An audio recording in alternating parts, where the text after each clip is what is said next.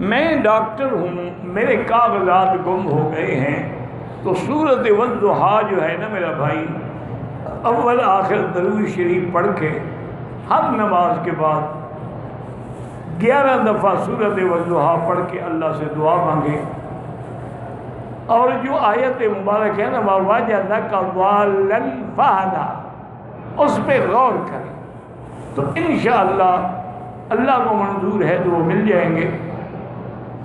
اور اسی طرح چلتے پھرتے یہ پڑھتے رہے اِنَّا لِلَّهِ وَإِنَّا إِلَيْهِ رَاجِعُونَ، اللہم اجرنی فی مصیبتی وَاخْلُفْ عَلَىٰ كُلِّ غَائِبَةٍ لِّی مِنْكَ بِخَيْرٍ۔ یہ صرف موت کے لیے نہیں پڑھا جاتا، جو بھی پریشانی ہو، جو بھی مصیبت ہو، اس کے لیے پڑھا جاتا ہے۔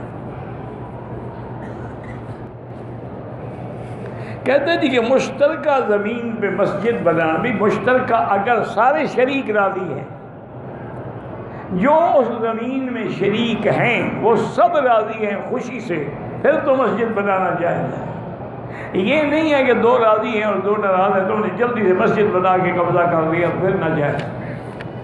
اور جو زمین ناجائز، مسجد ناجائز زمینوں پہ بنائی جائے یا سرکاری زمینوں پہ بنائی جائے یا یتیموں کے مال کے زمینیں چھین کے بنائی جائے، تو ایسی مسجد کے اندر نماز ہی نہیں ہوتی۔